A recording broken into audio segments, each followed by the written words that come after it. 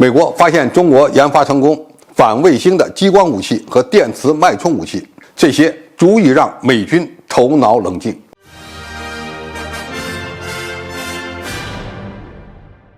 观众朋友，大家好，我是付先少。在现代战争中，天基卫星的侦察和通讯能力是美国保持军事优势的关键所在。所以，如何打破美军的态势感知优势，将战争形态拉回到相对平等的状态，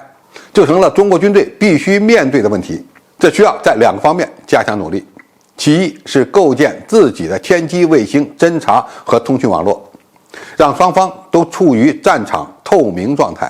二是发展能够攻击对手的天基卫星网络的技术。除了发展反卫星导弹以外，最关键的还是要发展定向能武器，包括激光反卫星武器和高能电磁脉冲武器。随着美国星链卫星的大量部署，反卫星导弹的威慑力进一步下降，因为成本太高，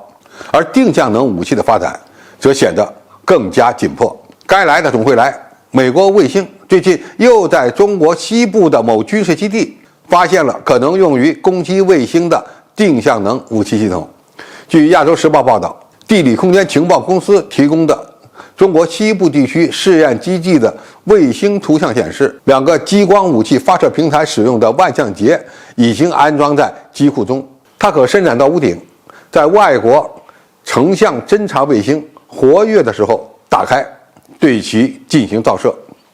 美国人同时还发现，在该基地还部署有电磁脉冲武器，这种武器也能够对付天上的卫星。据报道，巨大的反卫星激光武器接近于舰载主炮的大小，旁边的圆顶结构可能是作为激光武器使用时的能源站。美国方面声称，这些武器隶属于中国战略支援部队，这些部队负责激光武器、高能微波武器和超大型平流层飞艇的研制。美国专家警告说，由于缺乏足够的信息来证明这些激光武器在反卫星行动中的有效性，因此必须对此类评估持保留态度。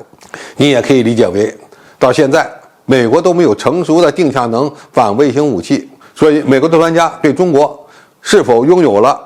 具备实战能力的定向能反卫星武器表示怀疑。其实，俄罗斯已经在高加索地区部署有卡林娜反卫星激光设施，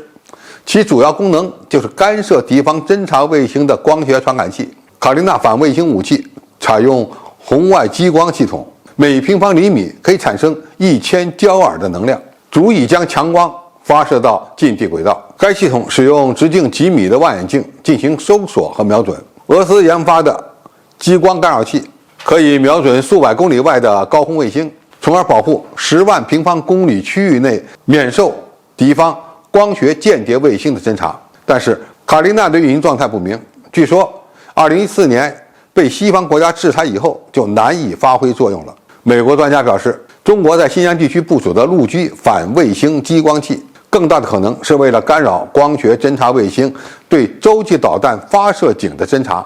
这是中国战略核反击力量发展的一部分。但是在需要的时候，这种陆基激光武器也可以部署在中国沿海，保护对台军事行动的隐蔽性。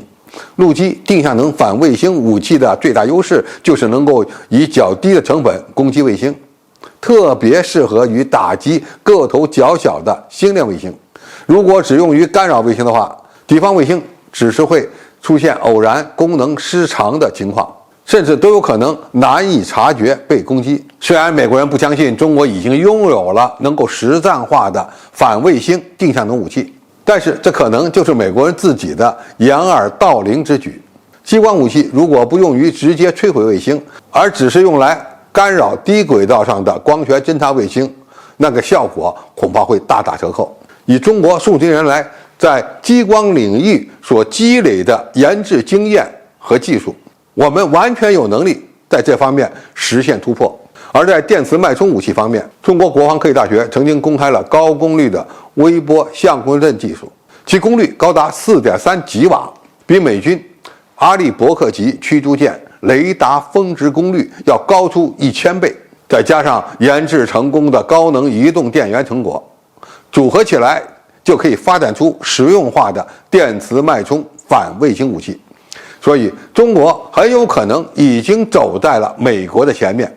部署了具备实战价值的反卫星定向等武器。美国军队如果再头脑发热，与解放军发生军事冲突时，一旦其卫星出现失明、失盲、失聪的情况，那么被解放军暴打一顿就成为必然了。好，今天评述就到这里，谢谢大家收看，我们下期再见。